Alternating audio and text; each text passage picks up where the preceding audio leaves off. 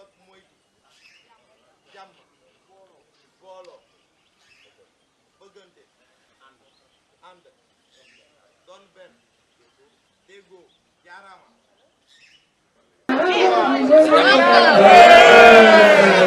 Voilà, les paniers s'envolent. Et tout le monde, venez, tout le monde est là, on ne s'assoit pas. Tout le monde.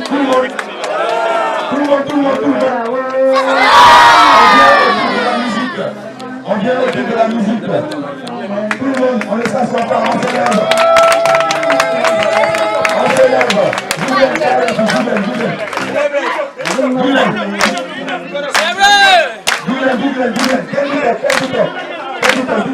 On vient en avance.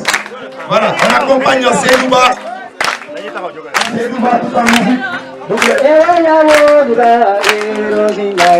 le monde, Kailen, tous ceux qui sont loin, rapprochez-vous.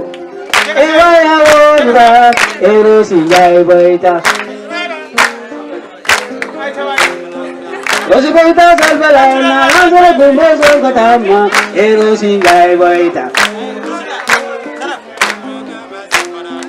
Eroya wodba, erosingai baita.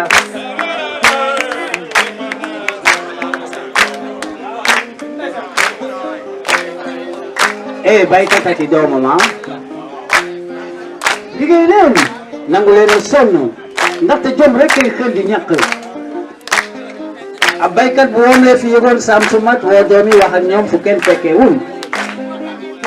dénk naa leen ngeen bañ a jaay ndono li fi ñoom maam bàyyi woon. ab alal yi bokk ci biir xaw ma fan de waaye lu pas-pas néew mun na leen caa àggali ba ngeen teg ci seen bët. bay leen seen tool bu wax seddi keru gas leen gàbb leen jékki leen bu leen bàyyi fenn fu loxo di aw ak awaat.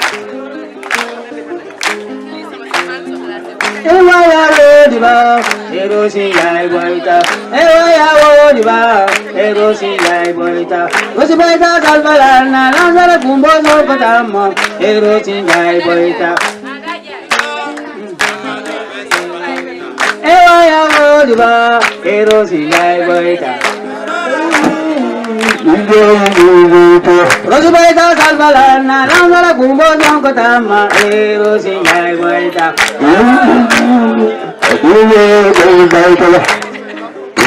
Bay ba réer doom yi bay seen tool fii faa fële ba ba at ma dellu see daa gën a nangu ab xaalis na peesi wante baay bi amoon na motu woon leen laata mooy dog ne liggéey rek ay xel di jariñoo ndeysaan ewaya wodiba erosi yai boita ewaya wodiba erosi yai boita ewaya wodiba erosi yai boita erosi boita salvalana langara kumboso patama erosi yai boita erosi ewaya wo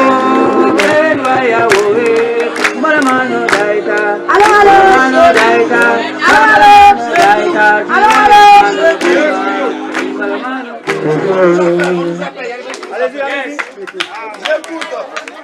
Allez-y. Allô.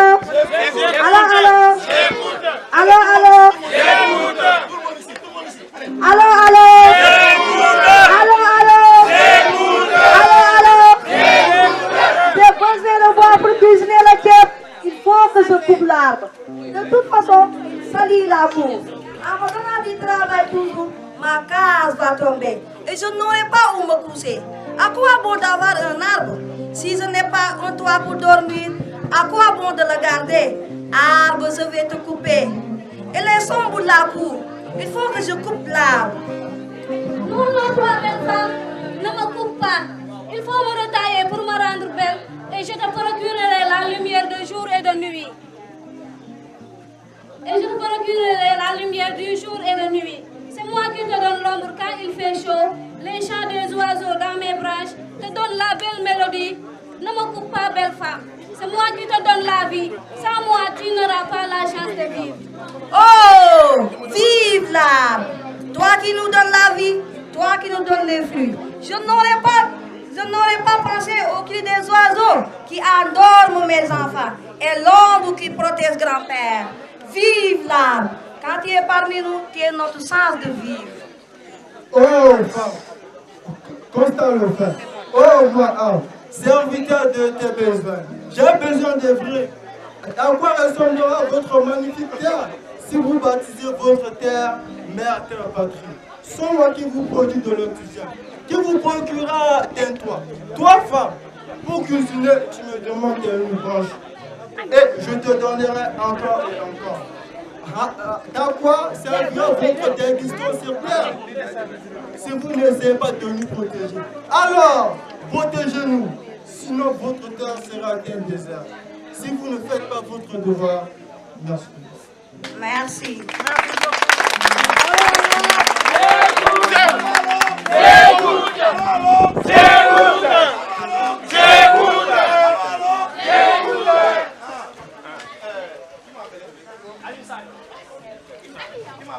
Qui nous a appelé? Qui nous a appelé là? C'est qui? Assalamu alaikum.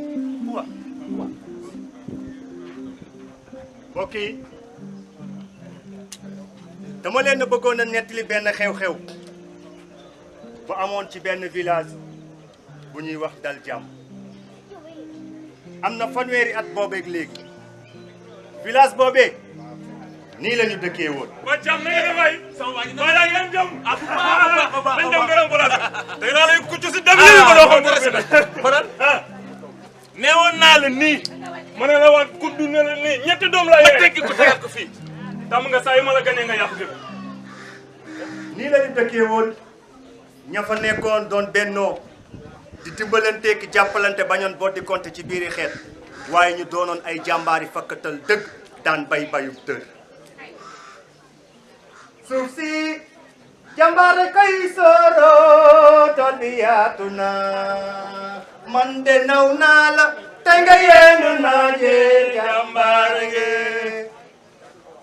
nii lañ doon dëkkee bay guddi ak bëccëg suba ak ngoon xarañ lool ca la ñuy def naajo supame xuluñu xam nga ne naajo ja nga daan bay ak lii wute nañu dama ne la karoot bu xonk te tëji te duuf toolu bay sànni rek nga ko mën a amee. waaye nag naajo lañ la xamee. waaye ma ne gars yi ngeen yëpp camion yi ñëw na de.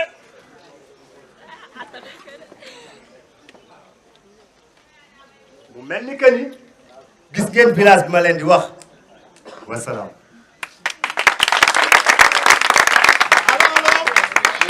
Alors, J'écoute. qui m'a appelé? Daniel, tu m'as appelé? Oui. Qu'est-ce que tu dis? Ah, eh bien, en fait, je voulais dire là qu'aujourd'hui, le 17 octobre, je voulais dire qu'aujourd'hui, si on célèbre le 17 octobre, c'est à cause que le fondateur de la TDK Monde, qui s'appelle Joseph Rezinski, il ne voulait pas qu'on prenne les pauvres à part pour les mettre ensemble pour qu'ils se débrouillent et qu'ils combattent la misère tout seuls. Il a mis l'importance à ce qu'on se mette ensemble, que nous nous rassemblions tous les gens de la société, que ce soit à la fois les très pauvres, que ce soit les artistes, les jeunes, que ce soit les autorités, les défenseurs des droits de l'homme et même le monde des affaires, tous, pour qu'on se mette ensemble pour combattre la misère. Car ensemble, nous pouvons voir et à ce que personne ne soit laissé derrière. Aussi parce que quand on se met ensemble, on peut se connaître et faire tomber nos peurs et nos insécurités face aux autres qu'on ne connaît pas. Cette rencontre, comme cette réunion aujourd'hui, ça nous permet aussi de changer et de ne pas rester enfermés dans nos propres idées. Il est simple de rester entre nous et de parler des riches, ou parler des pauvres, ou parler des jeunes, ou parler des vieux. Mais quand on se met ensemble, on peut comprendre et connaître l'idée de l'autre. Et éviter en même temps de décider pour les autres qu'est-ce qui est important pour eux. Aujourd'hui, dans le parc de Anne, nous sommes réunis pour discuter d'enjeux d'environnement. Et nous aurons plus tard des gens qui se prononceront sur l'eau, sur la nature, sur le bien-être et sur les conséquences, entre autres, de la pollution. Partout, on veut entendre, en général, des spécialistes ou des scientifiques ou des politiciens. Mais ici aujourd'hui, nous voulons entendre surtout les pauvres, ceux à qui on ne donne pas la parole en général. Il y a une maman à Dakar qui a une vie très difficile qui nous disait, ce ne sont pas les pauvres qui salissent ou qui polluent. Nos maisons ne sont pas jolies, c'est vrai, mais on ne jette pas dehors. Parce que chez nous, tout se salit très vite et on n'est pas bien alors. Mais quelqu'un qui a une maison avec des carreaux, même s'il va jeter ses déchets dehors, ben en fait sa maison semblera toujours belle. Et on ne va pas la pointer du doigt. Donc cette année, nous avons organisé à Télécarmonde avec Kadouira, Théâtre Forum, entre autres parce que le Théâtre Forum, c'est un outil précieux et puissant pour donner la parole à chacun. Et on pourra entendre chacun sur les enjeux de l'environnement face à la pauvreté. Allô, allô? Allô, allô? J'écoute! Allô, allô? J'écoute! J'écoute! J'écoute! Merci beaucoup à tout le monde d'être là. Cette journée, nous l'organisons en collaboration avec ATD Carmonde. C'est la deuxième édition pour nous. L'année dernière, on l'avait organisé éparsément et séparément. Et c'était ici aussi sous le même lieu.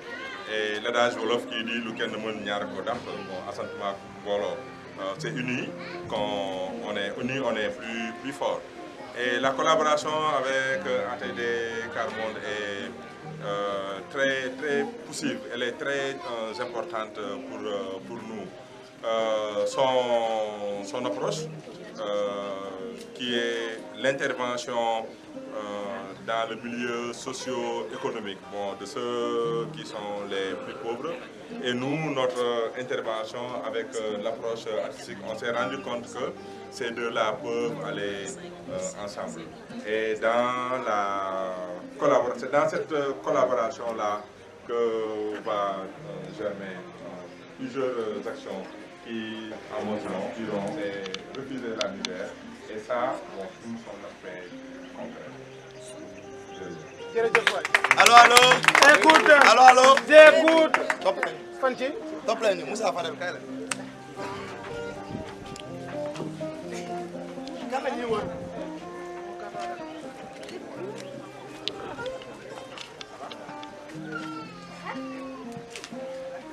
Salaam jàmm. Salaam jàmm. Jàmm salaam. Salaam jàmm. Jàmm salaam.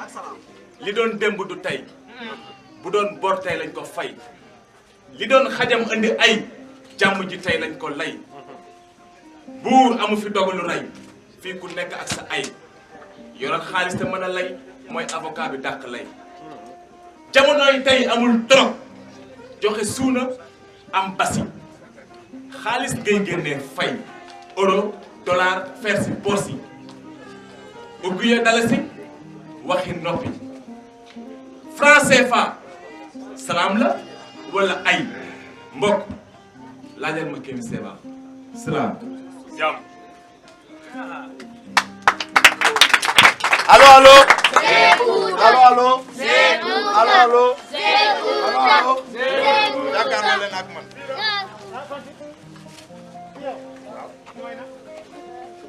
La wax. Mbokk yi. waaw. Ma ne. Le refus de la pauvreté ci olof mooy fippu ngir bañ ñàkk. waaye bokk na ci fippu bañ ñàkk mooy ñu xam ñooy kan mooy pour que cette journée alors atteigne toute la population du Sénégal, il faut que la sensibilisation continue dans tous les coins. Si on parle de l'environnement, man fi may def damay dugg ci biir garab yi yam yi dama mat loolu dama ko gëm sacrifice la waaye boo seetloo Sénégal ñun ñi nga xam ne ñooy wax loolu fii Sénégal ay preuve lañu bu ñu nax nit ñi dañu defee ni yow da ngaa yor dara te boo amul woon looy rus nga yor sa battu di yalwaar beneen bi ma nekk ci corporation boo xam ne ay artistes comédien lañu damay def li nga xam ne moom la ñuy wax art plastique je suis un sculpteur mais naka la ñuy mettre en valeur suñu yooyu dafa bokk ci ni ñuy xeexee la pauvreté loolu nag gëm naa ne ONG bi def lii dama ci ànd parce que fayuma dara duma consultant duma dara dama ñëw nag gëm bi volontaire boobu moom laay wane fii daaw jël mu invité rek ma dellu si waat mais dama gëm ne théâtre dafa bokk ñi nga xam ni moo gën a gaaw pour vulgariser un message. Alors parce que ceux qui ont fait le cinéma savent 500 pages écrites, une image de 13 minutes peut équivaler à 500 pages. Donc le cinéma, le théâtre est un moyen de vulgariser. Donc refusons la pauvreté. Refusons la pauvreté. Alors, la dernière minute appartient. Merci beaucoup. C'est un privilège de dire qu'on refuse la misère et de pouvoir le dire. Nous refusons la misère et nous refusons d'être coupables de cette misère. Nous venons pour dire que nous refusons cette culpabilité. Refuser cette culpabilité, c'est aussi rendre compte et être conscient de ses responsabilités. Quelle est notre responsabilité aujourd'hui en tant qu'Africains au moment où nous traînons encore la peste?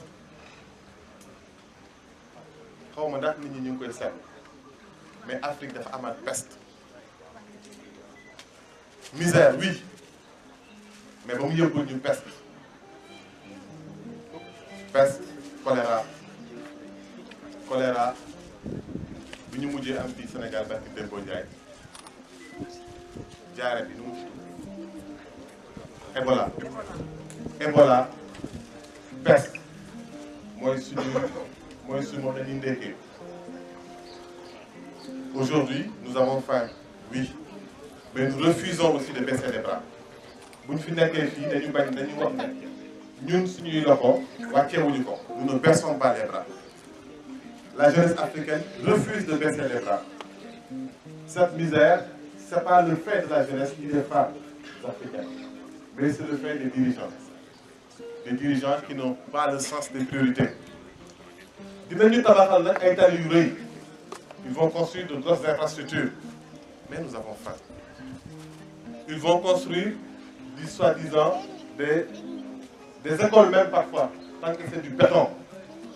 Mais le contenu, on ne construit pas notre éducation. On nous construit des bâtiments. Ce qui doit voir, nous dire, refusons simplement. Mais quand on refuse, on assume ses responsabilités. Et c'est faux pour nous là pour le. Je veux appeler les jeunes à ça. Assumons pleinement nos responsabilités. C'est la première manière de refuser. Parce que quand on refuse, on dit non. Allô, allô? Allô, allô? Da nga ma inspiré sëñ bi waaw Fadel ci benn poème boo xamante ni day ñëw fastale ci noor ñu koy wax jant bi xàqataay dama ni jant bi xàqataay sàkk yoo di bax dikk nga lool kenn du ma ko nekk xoolal ma gàddu sa kër di wër këroo kër ni xaj buy raasaatu yax ci sëmb rag buntu bu ma fëgg weer yu tey liir yi xar ci nii ne wët waxtu yi fott wagaan yi fett ne ma kirtir bi ñaan dankas ci suuf ana muy lii kër yi ne yàññi li ngi fi te duñu fat oto yi rafet ci réew mu rafet Fadel danoo xiif wax nga dëgg école yi ñuy tabax conteneur yi boo fëggee mu naan pokk pokk tabaxuñu bopp xale yi dañu xiif oto yaa ngi ne gaa yi kër yu rafet teewul waay di ci muraan jërë ngeen jëf. Allô, allô? Allô, allô? Na na na na na na na. Na na na na na na na na. Na na na na na na na na. Allez, na na na na na na na na. Na na na na na na na na. Allez, na na na na na na na na. Na na na na na na na na. Eh, na na na na na na na na. Eh, na na na na na na na na. Allez, tout le monde. Na na na na na na na na. Na na na na na na na na. Oh, na na na na na na na na. Léegi nañ compter 1 2 3. benn baaraam ñaari baaraam ñetti baaraam ñeenti baaraam juróomi baaraam tàccu leen loxo yi tàccu leen loxo yi